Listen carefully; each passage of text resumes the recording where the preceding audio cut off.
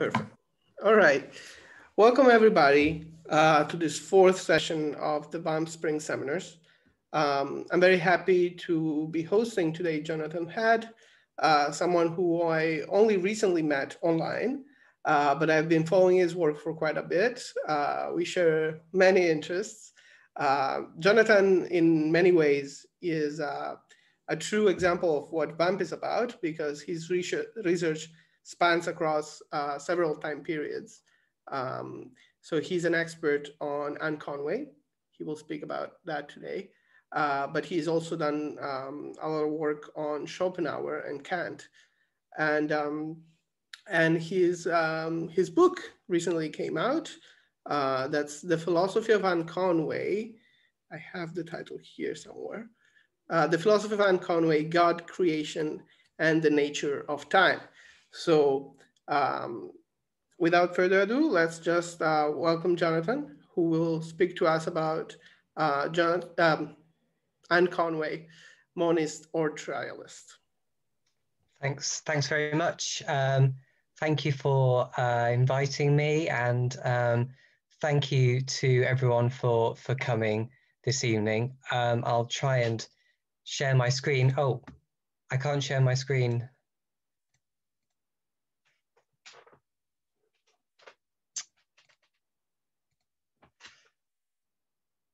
Okay, thanks. Okay, share my screen. Oops.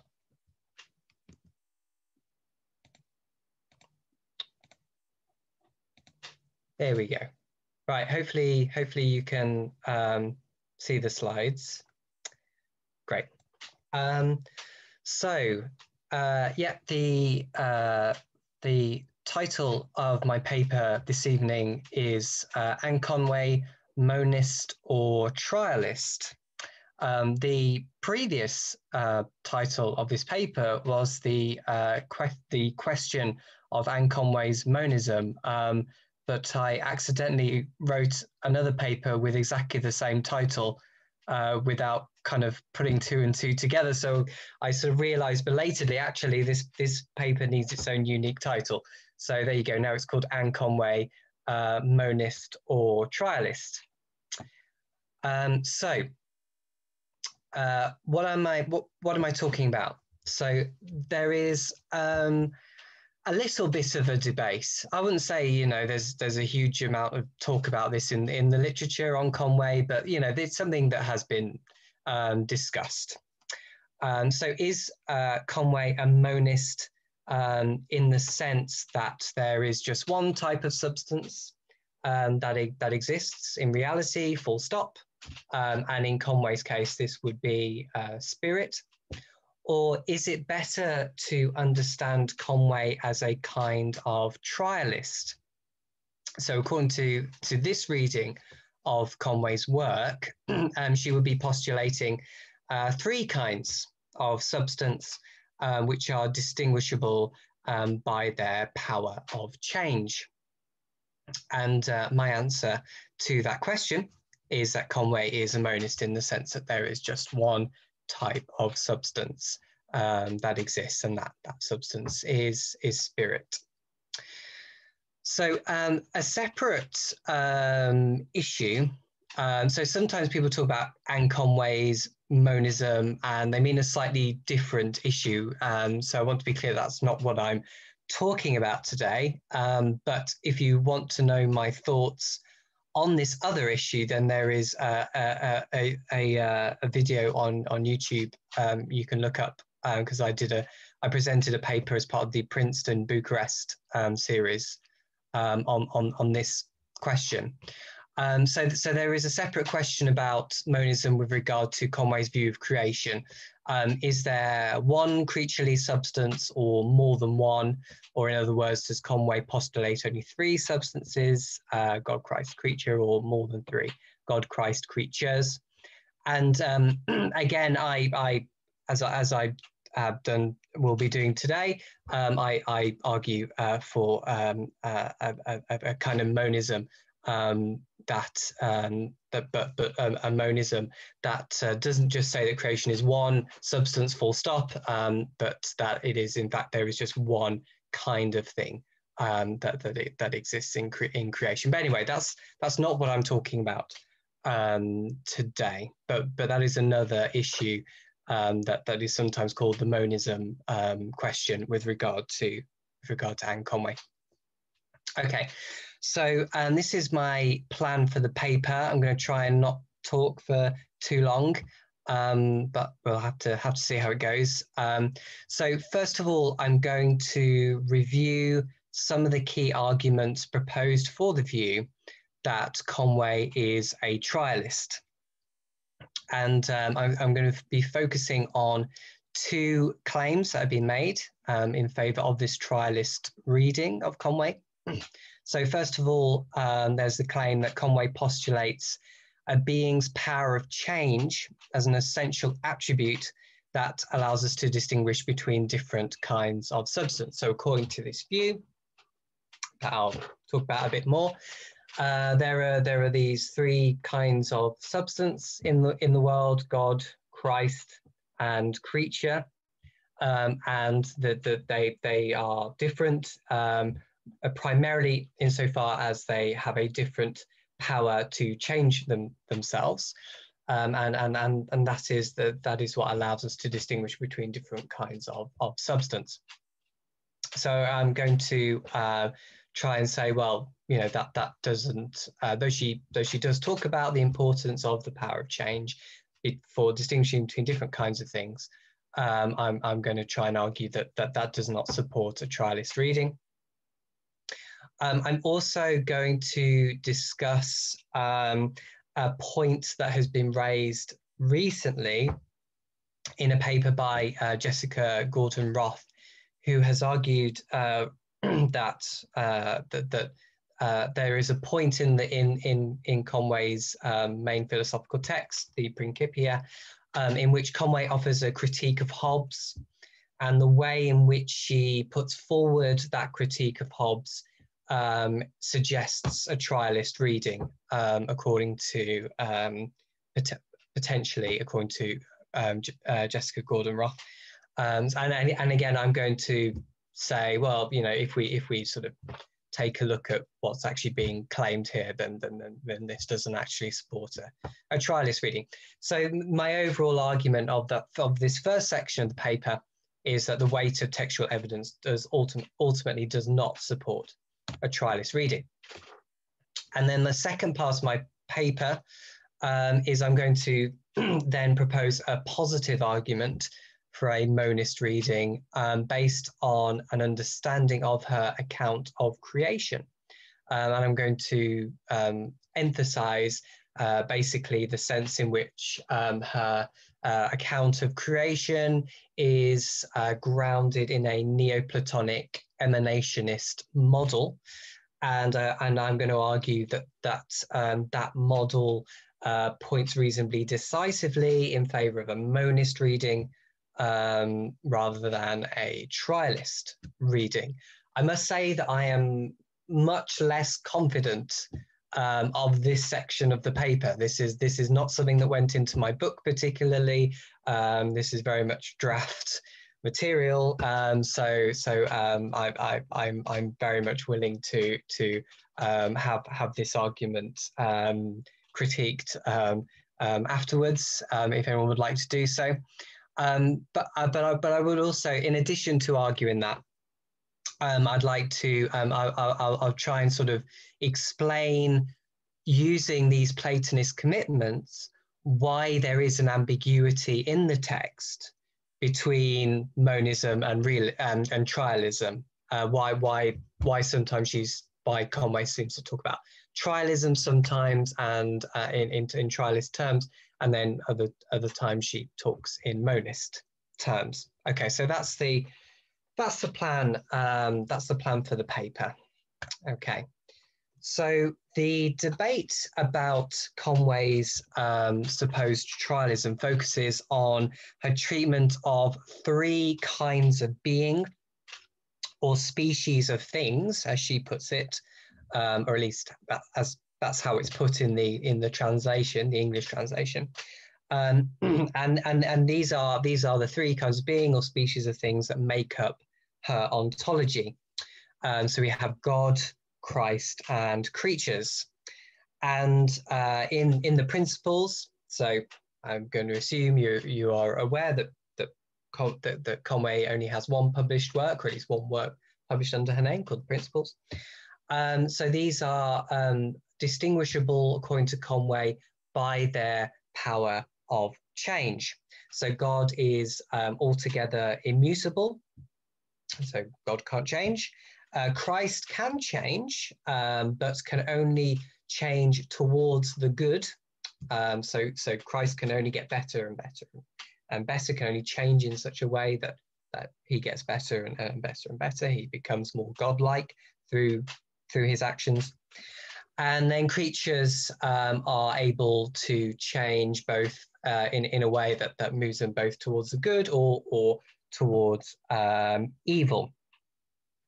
Now, by changing from good to good or from good to evil, creatures can take on varying forms of corporeality, depending on their moral and ontological distance from the infinite spirit God.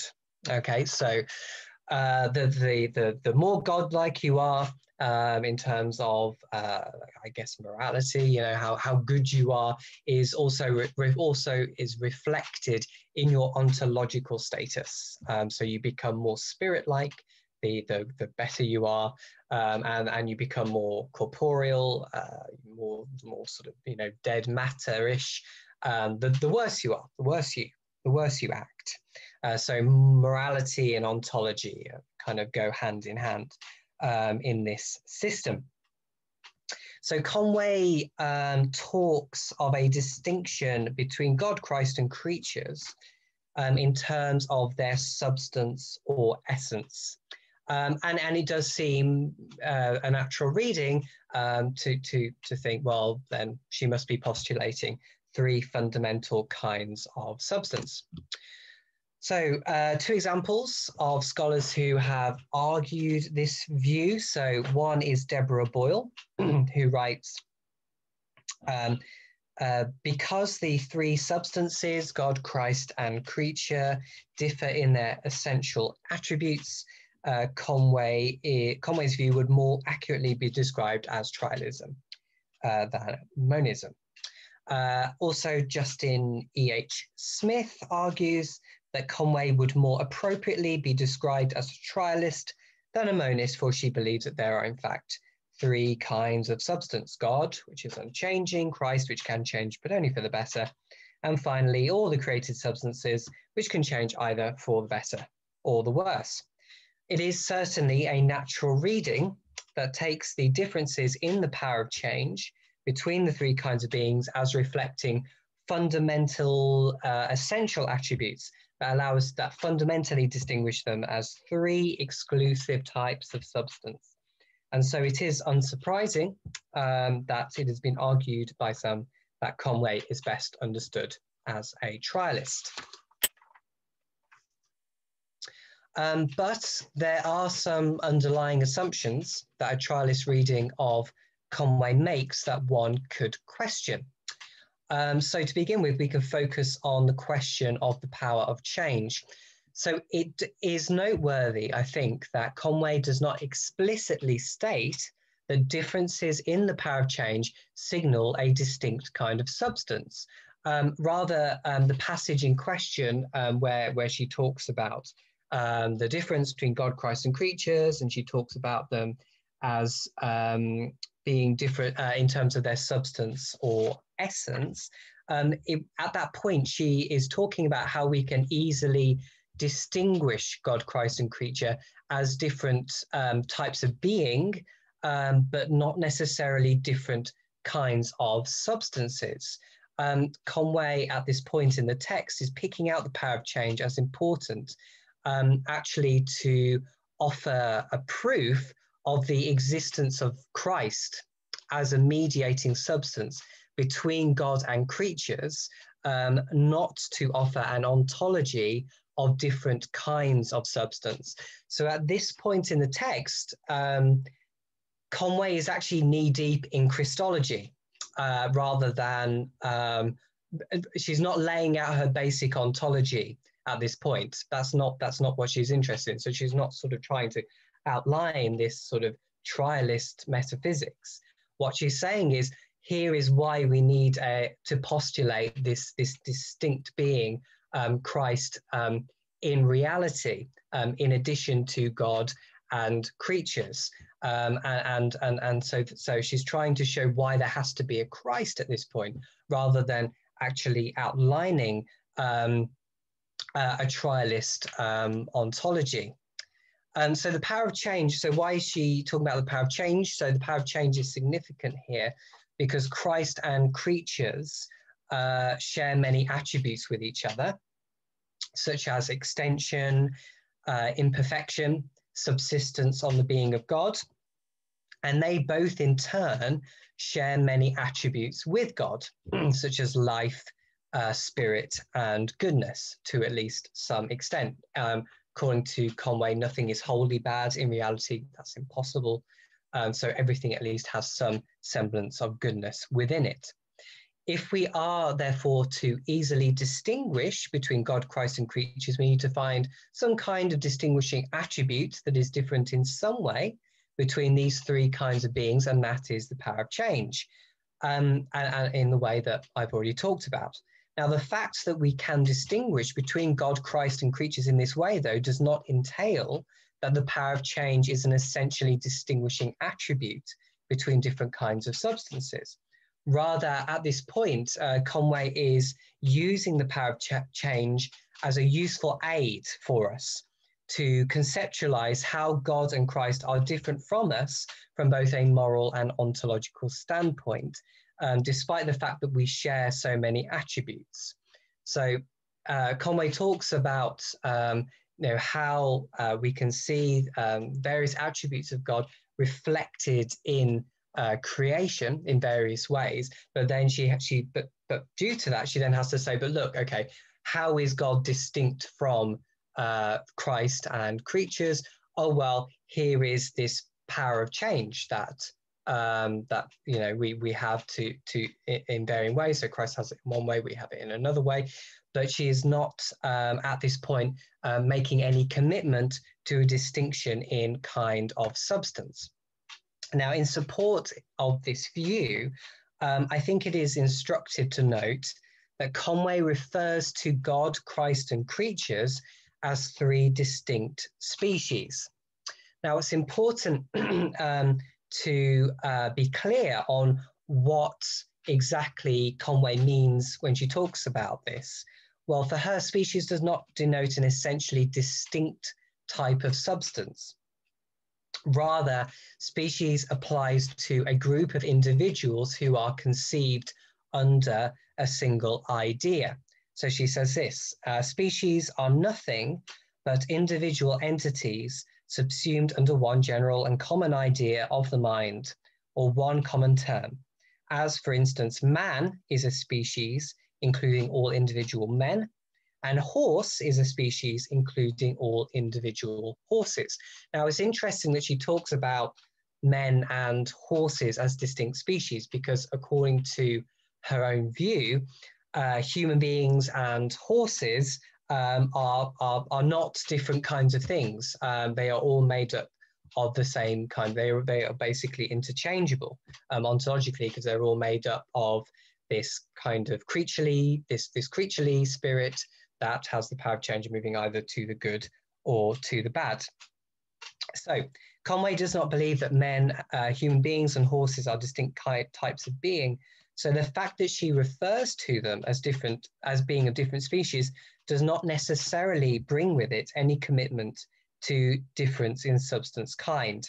In fact, Conway explicitly argues that all creatures share the same nature, and she does seem to suggest that that a human being could be reborn as a horse whilst remaining the same individual.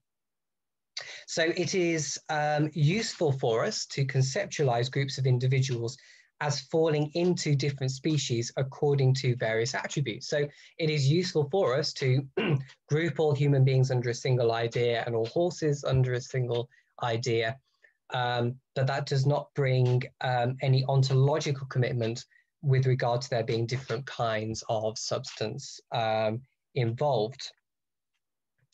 So Conway's application of the same term, species, to God, Christ, and creatures, just after this discussion. So this is all in the very, very same bit of the principle. So I'm not jumping about here. This is all in one passage. So her application of that term, species, just after this discussion, signals that she sees the distinction between God, Christ, and creatures in the same way, namely, not in terms of a distinct kind of substance, but rather as useful categorizations that latch onto certain distinguishing characteristics. So we can usefully and legitimately think of God, Christ, and creatures as different kinds of being, and we can use the distinguishing attribute of the power of change to help us kind of grasp this distinction, latch onto it mentally, whilst recognizing that all beings, everything is ultimately constituted of the same kind of substance. Okay, so continuing the discussion of the same passage, it must be admitted that Conway does refer to the three kinds of being, God, Christ, and creatures, as distinguished from each other in terms of their substance or essence. However, as Gordon-Roth has pointed out in a paper that I'll go on to discuss further, stating that multiple things are substantially or essentially distinguishable from each other does not necessarily imply that they are of different substance kinds. Further, this is my own point, I think that we can detect a certain amount of terminological slippage in the manuscript. Now, this is difficult because of the transmission of the Principia itself. So just to give you a quick potted history. So when Conway died, she left notes behind in English, we assume, and these were later taken by her friend Van Helmont, we think, to his friend von Rosenroth, who translated the text into Latin. That Latin translation was published in 1690, and then around that point, the original notes were lost. And so the first English translation we have, the first English text we have of the Principia is in fact a translation of that Latin. So we don't have the original notes to compare. So we have to be careful when sort of making sort of quite precise points in terms of the terminology. But we do have good reason to believe that the original Latin translation that we are working with is pretty bang on. But anyway, that's just a side note. So in the following section of the principles I've been talking about, we find but just afterwards. We find Conway referring to types of entities and species of things, rather than distinguishing things in terms of substance or essence, which perhaps signals her intentions more accurately, and notably does not commit her to different substance types. So the language isn't clear here. Sometimes perhaps when she's being a bit more careless, or perhaps when the translator is being a bit more careless, we find Conway referring to things being distinguished in terms of substance, but other times we find a less ontologically heavy distinction between types of entities and between species of things, species understood in the particular sense that I've just been talking about. Now, so there will always be, and actually, I will also point out that this terminological slippage is obscured in the main translation, in the modern translation that people tend to use. If you just read the Cambridge translation from 1996, you just find Conway talking about things being distinguished in terms of their substance or essence. But if you have a look at the Latin, and if you have a look at the initial 1692 translation, the change in the sort of the slight change in terminology is preserved. So yeah, that just shows that you shouldn't just rely upon the 1996 translation. I'm sure that you wouldn't do so, but sometimes I have, and I've missed such things. But anyway, so there will obviously, for the reason I mentioned, there will always be uncertainty in our reading of Conway, because we don't have the original notes upon which the Principia is based, and the ambiguity may have been in the original notes themselves anyway. All we can do is attempt to balance the textual evidence that is available to us, as well as considering other theoretical commitments that Conway has that may shed light on this question.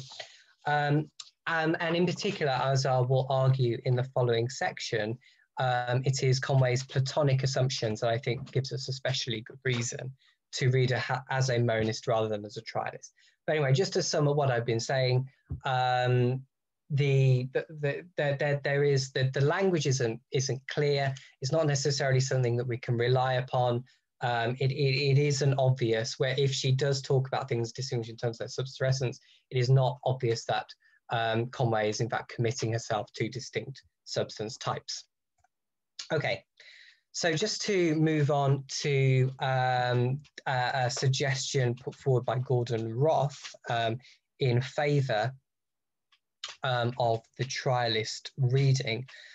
So Jessica Gordon-Roth argues that the manner in which Conway offers a critique of Spinoza and Hobbes signals her trialism quite strongly. So this is towards the end of the Principia in chapter 9.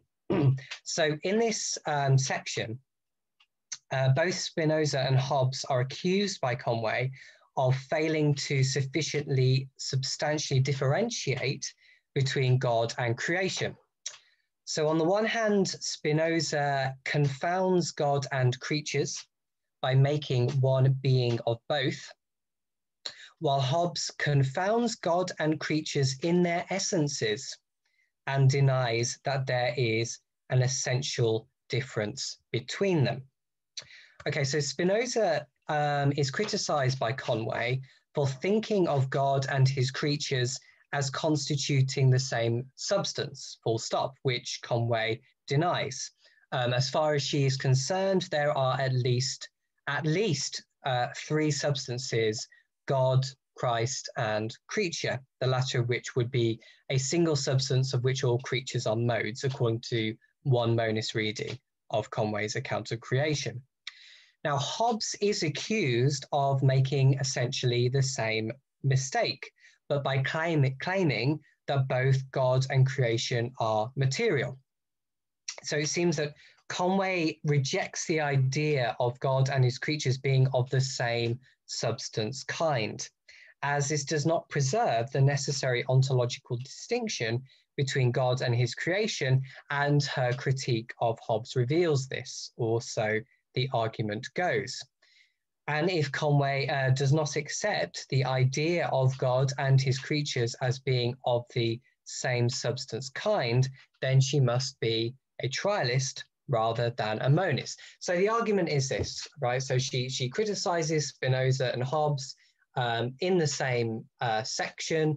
They are accused of making the same mistake of confounding God and his creatures. Spinoza is criticized by Conway for thinking of God and creatures as being one single substance, and Hobbes is supposedly makes the same mistake by claiming that both God and creation are material, and so that suggests a trialist reading.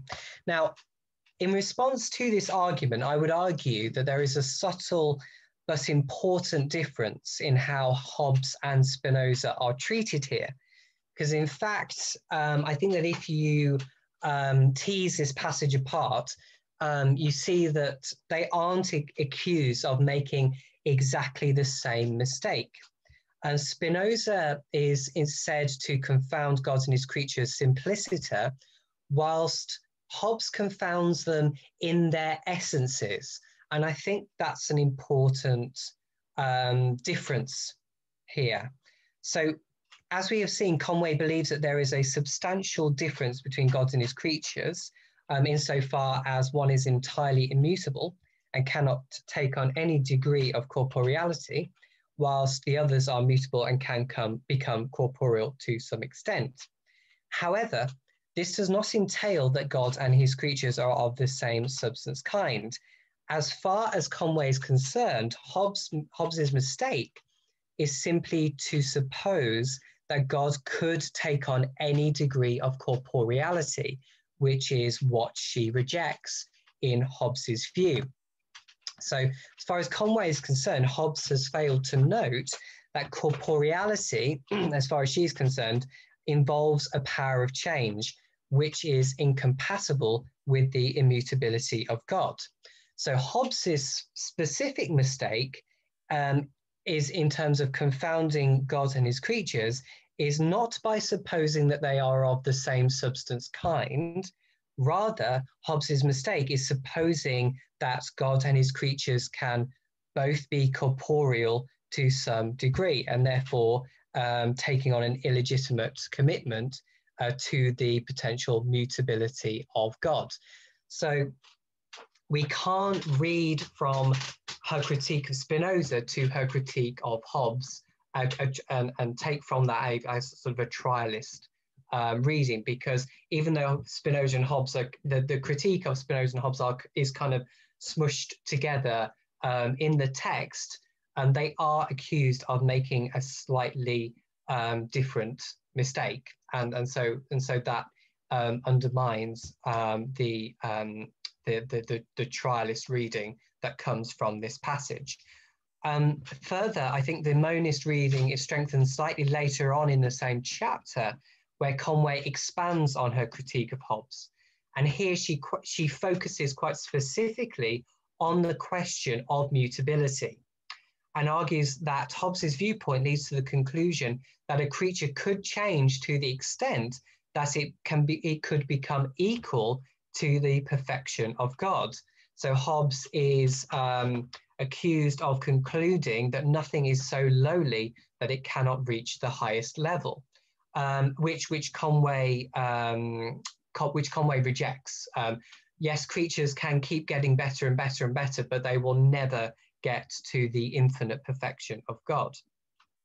So Conway's argument with regard to Hobbes is that while Hobbes is right in supposing that all creatures are of the same kind of substance, conceiving God and as being material brings him into creation in a manner that means that God and his creatures are, in a quite literal sense, potentially interchangeable. So whilst God and his creatures are made of the same kind of substance, the proper ontological distinction between them needs to be preserved, which can be done through her notion of matter as condensed spirit. So the problem that Conway has with Hobbes is not the supposition that God and his creatures are of the same substance kind per se, rather it is the claim that both God and his creatures are material, which undermines the immutability of God and potentially entails that a creature could change to the extent that they could match the perfection of God, which again is impossible as God is a uniquely perfect creature.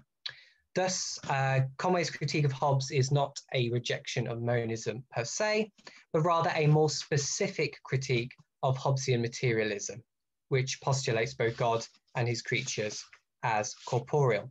Okay, one final point I would offer at this point in defense of a monist reading, before I move on to the second major section, is in reference to her critique of dualism, which largely revolves around the claim that dualist theories also posit too much of an ontological separation between God and parts of creation. So Spinoza and Hobbes are criticized for bringing God and creation too close. Dualism is criticized for separating God and creation too greatly. So Conway rejects the notion of matter as conceived by the dualist on the basis that it is too ontologically distant from its creator. So she says, since dead matter does not share any of the communicable attributes of God, one must conclude that dead matter is completely non-being. There can't be such a thing as dead matter as far as Conway is concerned, because it is something that is just so unlike the being of God that it couldn't exist. So given that she criticizes dualism for positing too much of a distinction between God and creation, would it not then be rather strange for her to then argue for trialism, which creates even more of an ontological distinction between God and creation, given that we now have a middle substance of Christ? Conway is trying to balance between philosophies that bring God and creation too close and other theories that distinguish them too greatly.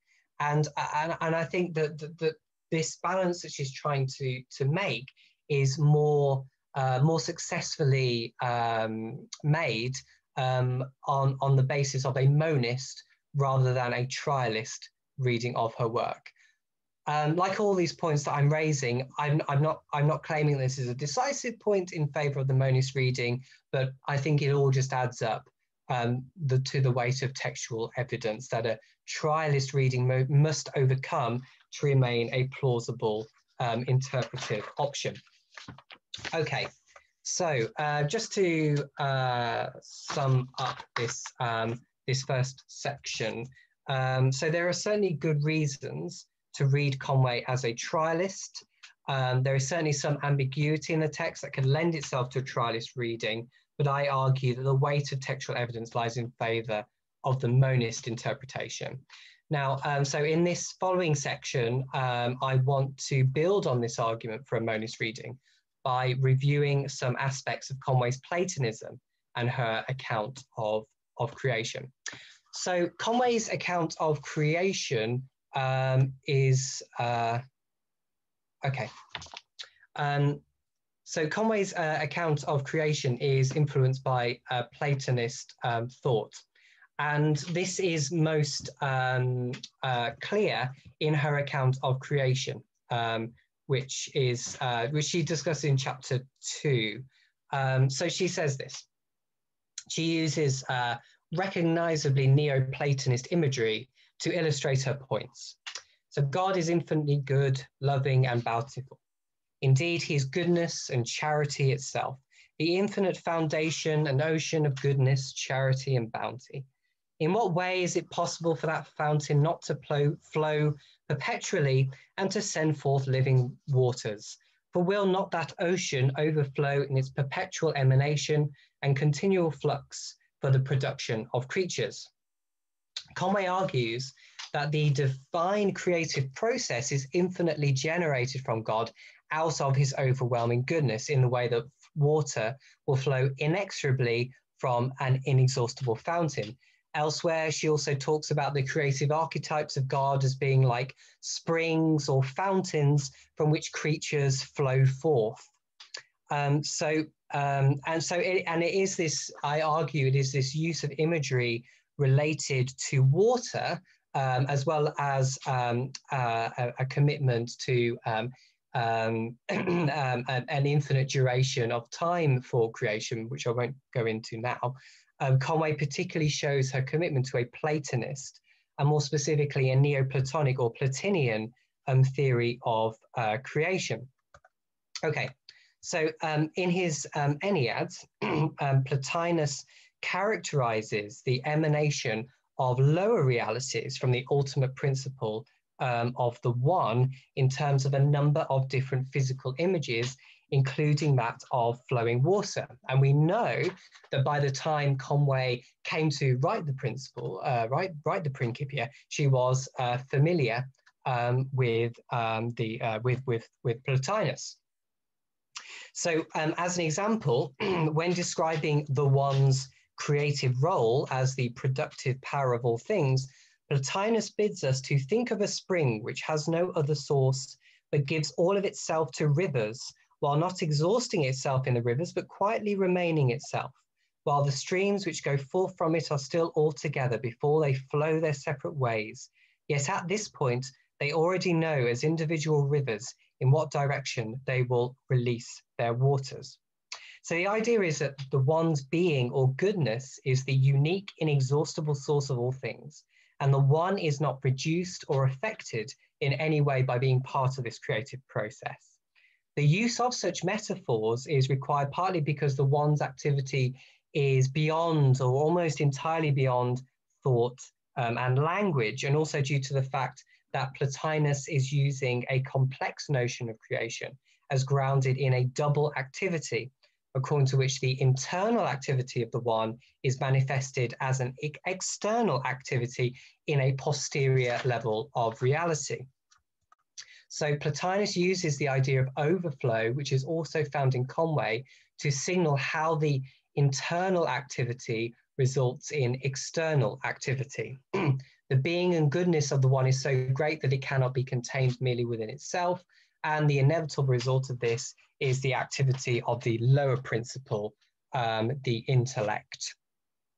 The inexhaustible nature of the one also means that its activity is an endless process, resulting in an infinite duration of the universe, which is something that Conway also argues. The inexhaustibility and necessity of this emanation is reflected in Conway's emphasis on the impulsive nature of divine creative activity. So she states that God makes the world from an inner impulse of his divine goodness and wisdom. In addition, the process of double activity described by Plotinus continues through a series of posterior metaphysical principles, from the one to the indefinite intellect to the definite intellect, and then the soul, and then finally in the physical world.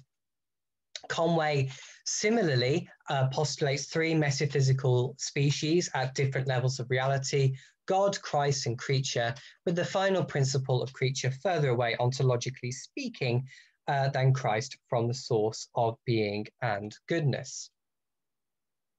So we find in Conway, I argue, a system along the lines of the Plotinian metaphysics.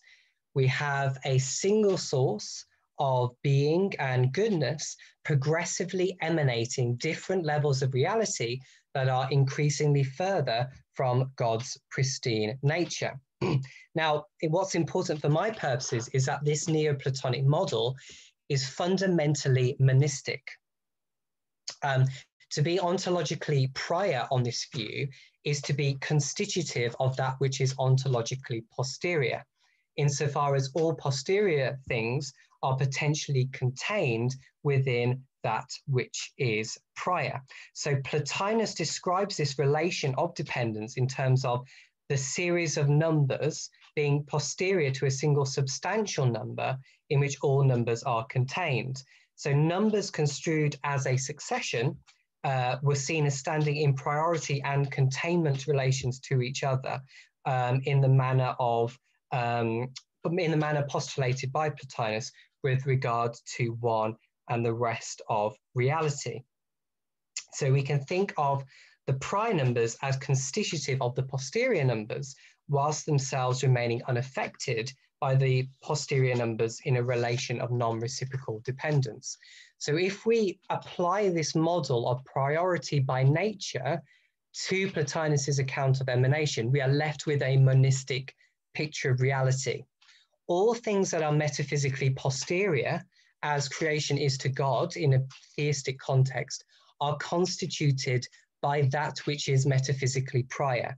So that which is metaphysically prior to all things, which is God, sets the substantial essence or nature for everything else.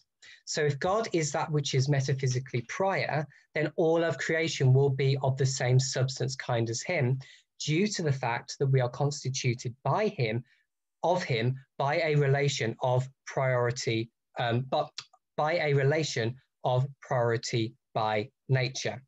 So given that Conway seems to be largely following a Platonian model of creation, I think we can take our discussion of Plotinus to give us good reason to also read the Principia along monist lines. Conway's discussion of emanation and the overflowing of God's being and goodness points to a monistic reading of the work, albeit one that allows for different levels of ontological primacy and posteriority. Okay, so as a final point, this reading of Conway's work might give us an understanding as to why a certain amount of ambiguity between trialism and monism is found in the text. On Conway's Platonist metaphysical model, while all things are composed of the same kind of substance, there are nevertheless different levels of or orders of reality at which that substance kind can be manifested. And this explains why there are parts of the Principia that seem to suggest trialism, because at that point, Conway is referring to these different levels of metaphysical priority, not to different substance kinds. So we can think about reality morally and ontologically in terms of these distinct levels of, reality, but that does not involve a commitment to distinct substance kinds. So that was the final point I was going to make.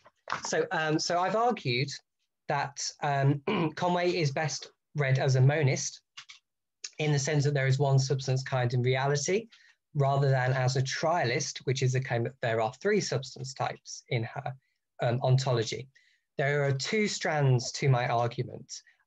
So while the direct textual evidence is ambiguous, the weight of evidence ultimately leans towards the monist reading. And in addition, Conway's Platonist commitments, in particular those involved in her theory of creation, points reasonably decisively towards a monist reading. I also suggest that Conway's Platonism may explain why some ambiguity with regard to her terminology has crept into the text. So while her metaphysics is fundamentally monist, it is also committed to three levels of being in the manner suggested by a Platonist model. Now, I would not suggest that this is by any means a conclusive argument.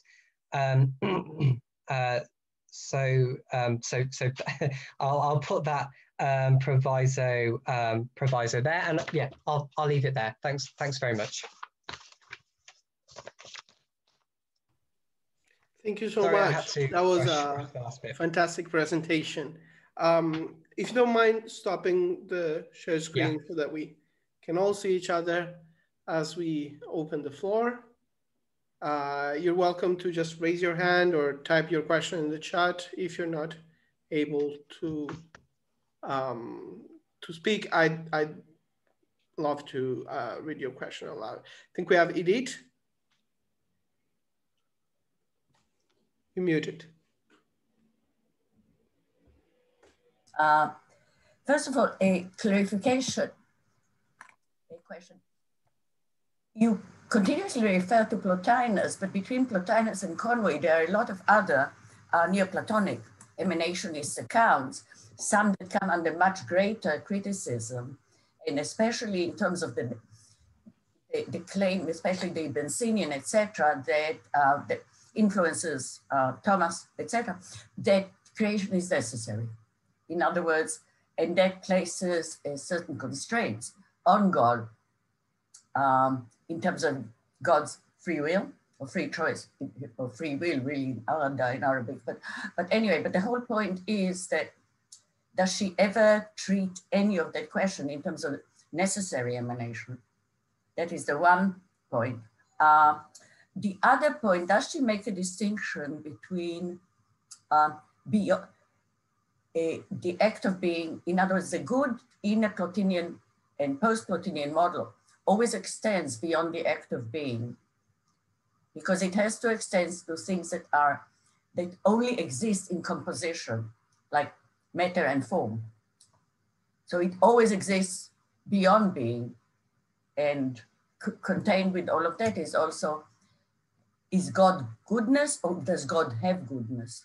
Big, huge difference between God and creatures in all of those accounts would be that God is God. In other words, all we can say is God, okay? But whereas all others, including any kind of angel, okay, have goodness or have being or have attributes. So is it all appropriate to talk about God's attributes? Huge, huge issues, but I'm also a medievalist, among the other things, and work in the Islamic tradition. Ah, okay.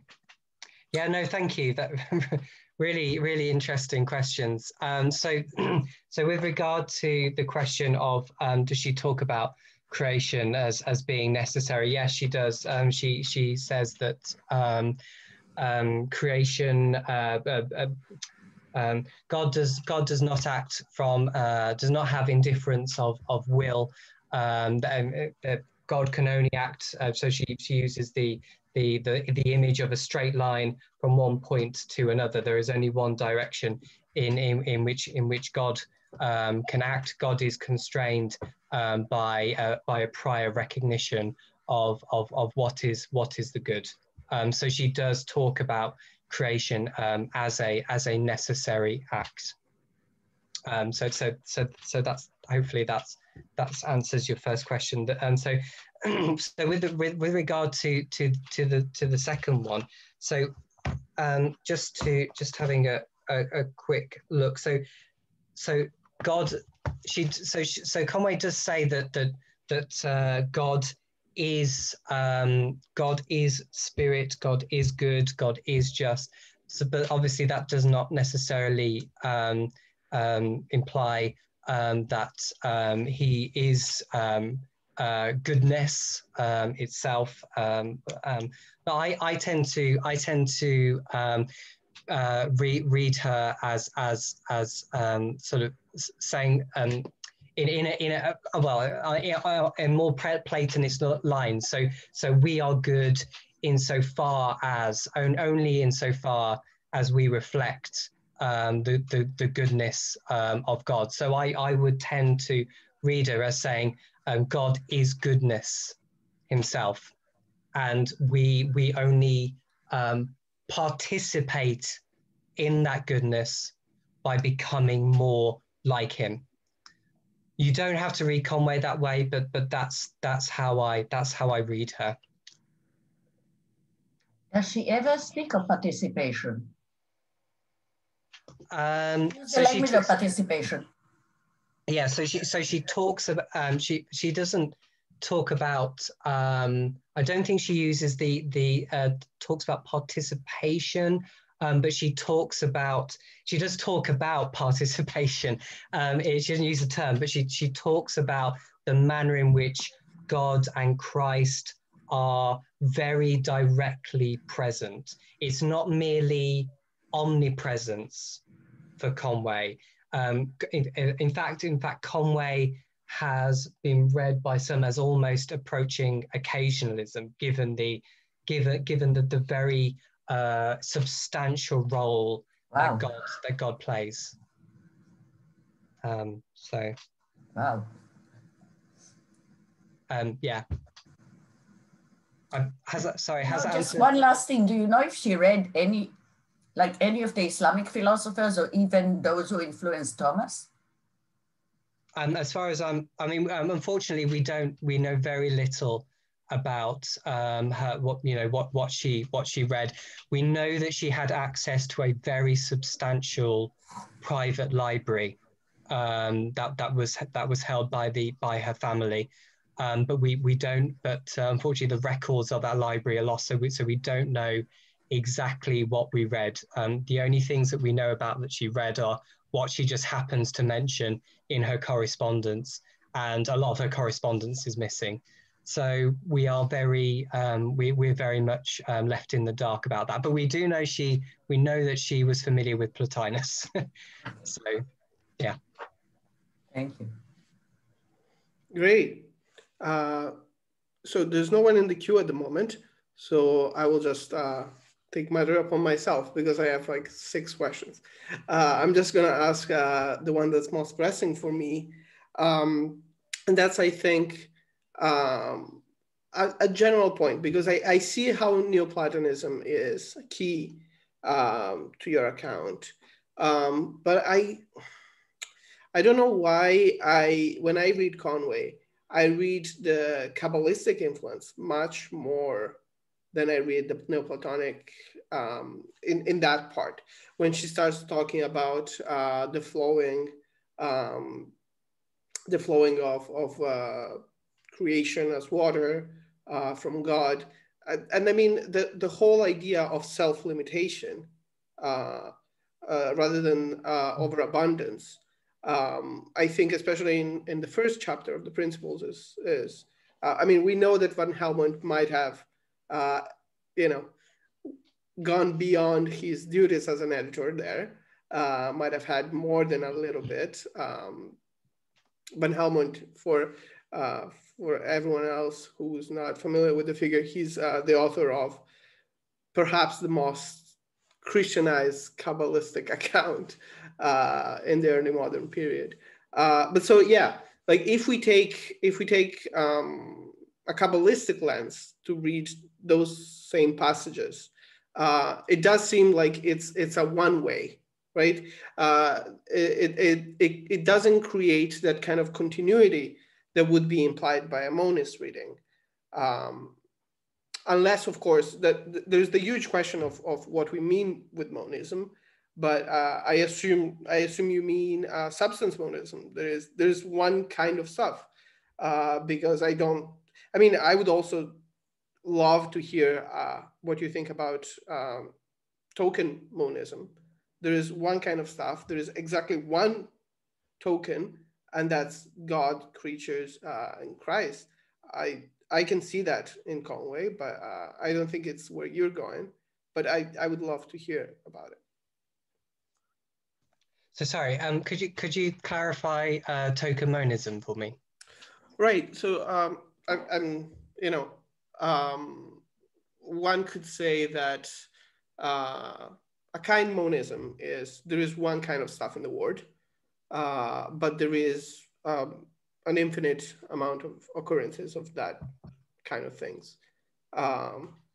Token monism is there's one kind and it's exemplified in one object. Okay. So my question would be, how does that make her different from Spinoza? Well, from my point of view. Yeah.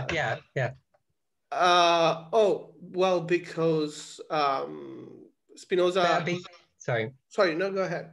Well, it's because the reason why I say that is because in chapter 9, as I mentioned in the talk, she criticizes Spinoza for confounding God and his creatures by saying, well, it's all just one substance. So why would she say that if she was a token monist in that sense? Right. So I can see that. I can see that that being a worry. At the same time, when I just don't see how, if you agree that changeability or mutability is enough of an attribute to justify different substance kinds, then I'm a bit of a loss. How could she defend herself? I'm not saying it's her intention to end up to be a Spinozist, but I'm not sure she can defend herself from ultimately assuming that everything is interchangeable if there's only one kind of stuff in the world. Yeah. I hadn't thought about that potential sort of implication of her views before. I mean, I guess there's a bit of a question about in what sense can we develop towards perfection as creatures if we are of the same substance as God. I sort of that seems quite difficult for me to sort of how do we incorporate Conway's account of development in that view? How do we approach that infinite status if we are already part of that infinite substance that is God? Yeah, I know. I mean, and she's also clear that we can never become godlike, truly godlike. Not even Christ can. Yeah. But what I'm trying to say is, like, how would you defend her, since you're taking down the barriers, right? You're taking down the barriers of trialism, which, in my view, are what safeguards her against monism. So, if you think that everything is one stuff, how do you stop God from being truly infinite? That's Spinoza's argument, right? Once you take down the attribute barriers, there's only one substance. Yeah, that's a really interesting point, and something I hadn't thought about before. I mean, you're right. I mean, she. Throughout her work, she is very keen on stressing the infinite nature of God, and therefore the infinite nature of the universe, to the extent where there is infinite time and infinite space and an infinite number of creatures over, an infinite duration. So yeah, so it is going to. You're right. It is going to be very difficult to preserve that distinction and to stop her from collapsing into token monism. Yes, I think that's going to be tricky. I would have to think about that. I mean, I think that she would have to, as she ultimately has to do, as she ultimately does with everything, really. I think she would have to talk about maybe something to do with the uniqueness of God, how God is, sort of as a kind of a stipulation, God is a unique being, and maybe that might save us slightly. But yeah, I don't quite know what to say in her defense there. Well, we can see if anyone else wants to jump in. But yeah, sorry. If you've got 6 questions, we can just. We can make this a talk show.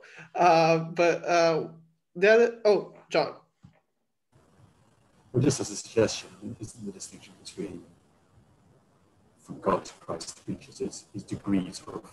John, spirit. We can't hear you too well. Oh, sorry. Can you hear me now if I move closer yes. to the computer? That's much better. Okay, great. Thanks. So would she be saved by just this real distinction she makes between, sorry, not a real distinction in the Cartesian sense, but at least a strong difference in the quality of spirit. So God is entirely spirit. Christ shares in being spirit and body, whereas all creatures, apart from Christ as a creature, are bodily to some degree. And then there's, and that kind of aligns with a moral relation, which is not kind of incremental between creatures and Christ and God, but qualitative. So that would be enough to create that distinction. Yes, I think so. I mean, she and she gives a number of arguments for why there has to be this sort of mediating separate substance between God and creation as well. There has to be this separate thing that fulfills this particular role, as far as she's concerned, not just from a qualitative perspective. So she gives Christ, for example, this specific role in vital action, and she basically argues that without Christ to basically facilitate vital action as this separate type of being, then we wouldn't be able to do any of the things that we need to do in order to be able to become better and more godlike. So I think, you know, if we were defending Conway from within Conway's own standpoint, then we could definitely point to things like things like, you know, the particular qualitative aspects of Christ and creatures, and the particular roles that she thinks they have to play in order for this system to come together in a nice, satisfactory whole in which everything is moving towards God inexorably. Like everything is moved away from God, and now it's moving back towards her. But in a way, they can never, like, two parallels that never meet, and creatures Yes. can never actually meet God.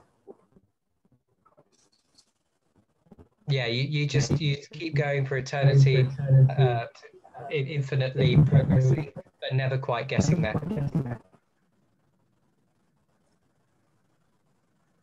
Quick question. Distinction between infinite in kind and absolutely infinite help you? Like as in Spinoza, we have absolutely infinite as an infinite in kind, as suo modo. So sorry. Could you clarify for me? In response to Emma, in response to Emanuele, okay. Would the distinction between infinite, which we do find in Spinoza, and infinite in kind and infinite as suo modo, help you with Conway, or does she make the distinction at all? Because I think the thing that I would worry about is she is so very keen to avoid any association with Spinoza. So I'm not sure about that. I don't know what she would. She may be keen, but she may be wrong. Yeah, well, yeah. In terms of what her own work. Yeah. Yeah, I think it could do. I mean, this is this is one of the wonderful things about doing these kinds of sessions, is that these issues come up that you would never have thought about otherwise. So yeah, I think this is something I'm going to have to think about. Is my response to that, I think. Thanks. We have Alberto. Yes, please go ahead. Okay, thank you, Jonathan. I have a question related to Conway, but it's probably another topic. You were talking about these three kind of beings, God, Christ, and creatures. And then you mentioned Plotinus, no? So I was wondering, because I know Conway, but I'm not really a specialist. I wonder what is the role of the role of analogy in this in his approach to try to understand these three kind of beings, because I remember that Plotinus talk about analogies and negations as two important elements to know what comes from the one, no? So in Conway, what is the role of analogy, if it's important, and what is it? Because I don't really know, and I would like to know a little bit more. Thanks. Yeah. So Conway's kind of baseline is, as far as I read her, is that she has a sort of a programmatic statement of the divine attributes, understood sort of in quite broad generic terms. And then she uses analogies with creation to try and better understand, to round out our understanding of those divine attributes. So it's kind of like a dual movement. So from God to creation, and then back again. So she does. She certainly does use an analogy to. So she sort of talks in various ways about how we can understand the depth of God's love and things that we know. We can understand God's love by reflecting upon our experience of love at a creaturely level, the love between the soul and the body, the love between a mother and her children, the love that she actually generally sees throughout all of nature, and she thinks that can help clarify in some sense the nature of divine love. So she does use that strategy in a way that I think is genuinely reflective of a Plotinian model. You know, she makes this distinction between communicable and incommunicable divine attributes, and she assumes that everything that we come across in nature is going to have all of those communicable attributes. So if the communicable attributes include life, then that means everything in nature is alive. This pen is alive. If perceiving is a communicable attribute, then this pen perceives, and that gives her license to really use analogy quite strongly, and I think that's grounded in this Plotinian model, where as I was talking about, where the lower levels of reality, reflect what is metaphysically prior to it. Okay, and hopefully that answers the question. Just to finish, analogy, and you know if he uses metaphor as well as analogy, or she focuses only on analogy, or both, or I don't really know. No, yeah, she does use metaphors.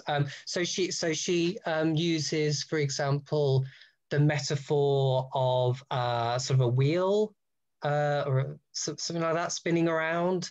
So and she says sort of, the center of the wheel kind of stays in the same place while everything kind of revolves around it, but it is the center that is the sort of the ground of the motion of the wheel, and that's a metaphor for how God is unchanged and unaffected by creation, but is nevertheless the ground of creation. So she uses metaphors as well. But personally, I find her use of analogies in nature much more interesting, and she uses those a lot more at various points, which I find quite interesting. And very quickly, if I may, just do you know if she knew this treatise of Thomas Cayetan? Was an Italian thinker, because for instance in George Berkeley in Alciphron, he quoted Thomas Cayetan as very important author, who was like someone very important, specifically when they were thinking in different kind of analogies. Thomas Cayetan was, I don't remember exactly, probably 16th century. Okay. But was a very well-known author related to analogy in the early modern times. So just, I don't know if you know that Conway knew him or not. Or...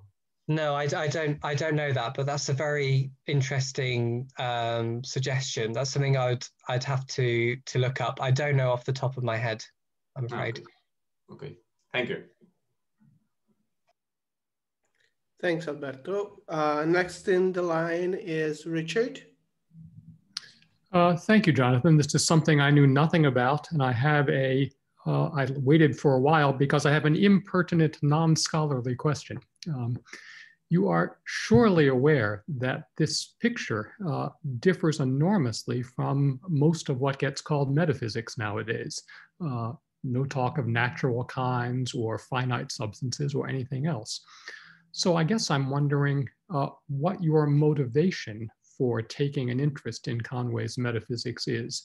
And then it occurred to me to ask more specifically, do you have perhaps the sneaking suspicion that there's no way to account for human beings' possibilities of goodness except in something like Christian Neoplatonist terms? Or that's the question.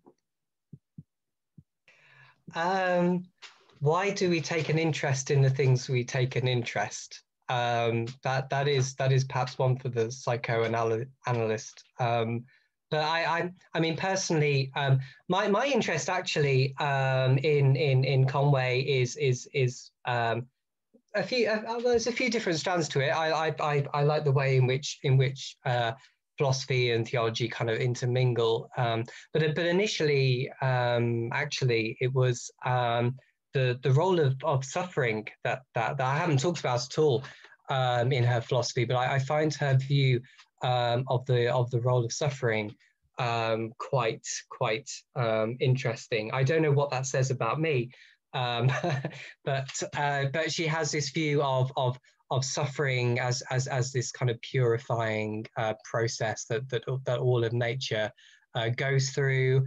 And you might notice a certain parallel between that and Schopenhauer, which is, you know, sort of where the first philosopher that I really focused on in my career. So yeah, it was a very a roundabout route that I came to Conway. With regard to human possibility of attaining goodness, I'm afraid I personally have very little hope for the progress of humanity personally, but I am hopeful. So I'm more with Schopenhauer than with Conway, but I find Conway really interesting in the way in which, as far as she is concerned, we're all in it together, and in a very fundamental sense, we are all in it together. This pen and I are in it together. We are all. Everything around me is all on this. It's all fallen stuff, and it's all stuff that needs to work together, to work in harmony, to work in love, to work in sympathy, to get back towards goodness, to get back to the more perfect state from which we have fallen. And there's something very intoxicating about that view. You know, I think that there's, you know, interesting stuff. That, you know, you could do very interesting environmentalist readings and things like that of her work. So yeah, just to give a long answer to your question, that you know, there's all sorts of things that interest me in Conway, but I'm afraid I don't hold out much hope that something like Neoplatonism is true and that it offers us this progress towards goodness. That's helpful. Thank you. All right. Next, we have Pietro. Hi, everybody. Thanks for your talk. I really enjoyed it. I have a remark about Neoplatonism. I'm not a specialist myself, neither in Neoplatonism nor in Conway, but it's something I remember from my BA studies in History of Ancient Philosophy. Well, as far as I remember about Plotinus, both the one and the intellect are out of time, while in Plotinus time originates only the third hypostasis, the soul. So don't you think this is in contrast with Conway's view that there is only one infinite and endless duration, and so like an infinite time flow?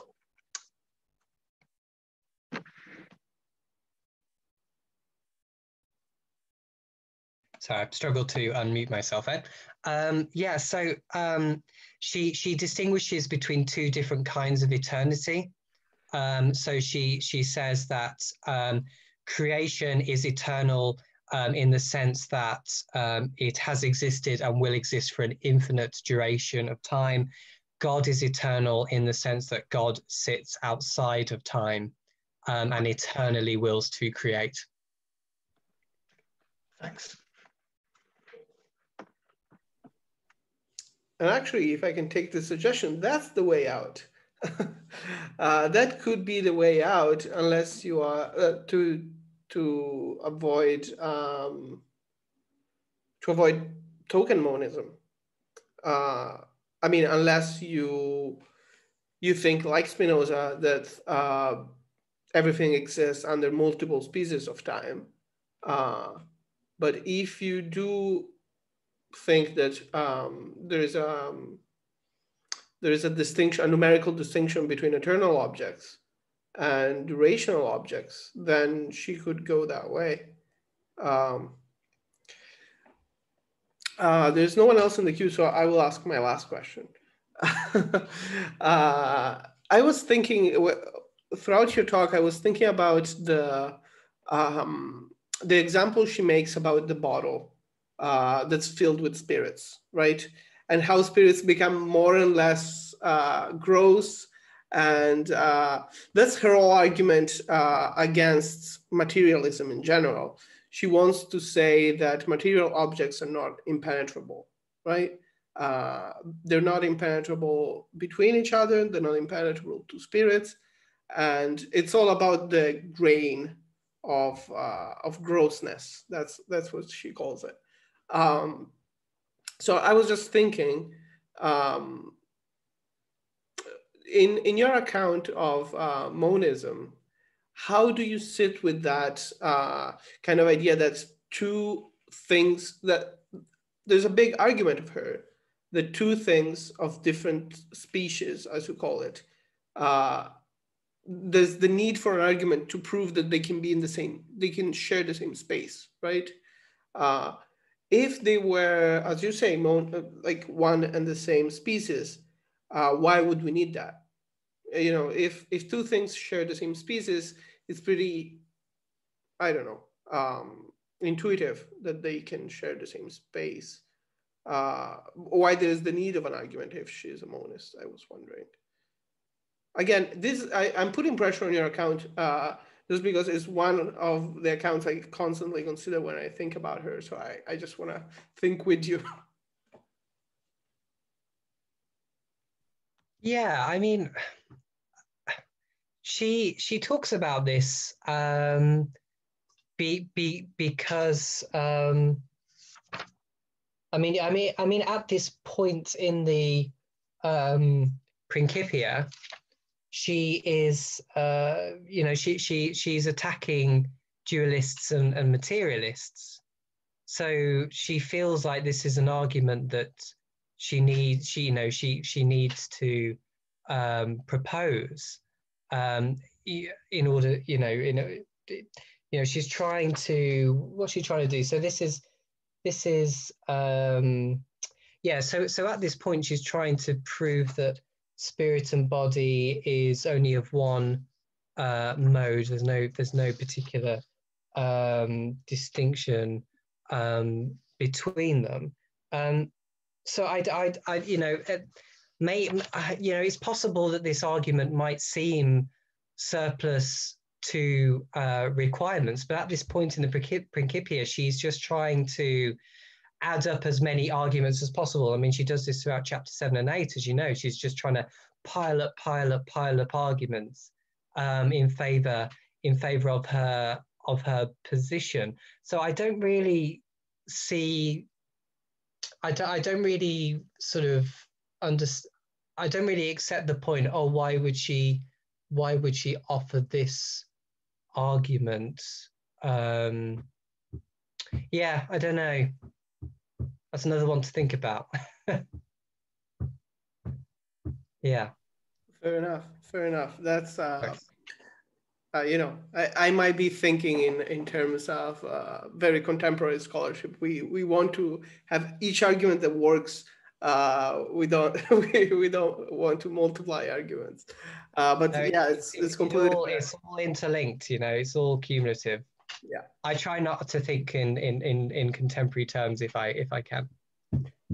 Yeah. I like the well, I like the philosophy of the 18th century. I wouldn't 17th century. I wouldn't necessarily want to live there, but I'm happy to live in that intellectual world.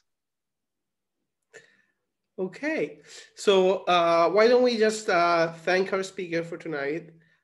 This was a wonderful discussion, and it's always great to bring new voices into the history of philosophy. In that spirit, next week, so we will have a shorter hiatus this time. Next week, we will have Fatima Amiji from the University of British Columbia, who will come and talk to us about Leibniz and Du Châtelet. So look out for the announcement, look out for the Zoom link. Thanks everybody for participating, and I'll see you next week. Thanks very much. That was very helpful and interesting. Thank you. Thank you, Emanuele. Thank you, Jonathan. Thank you.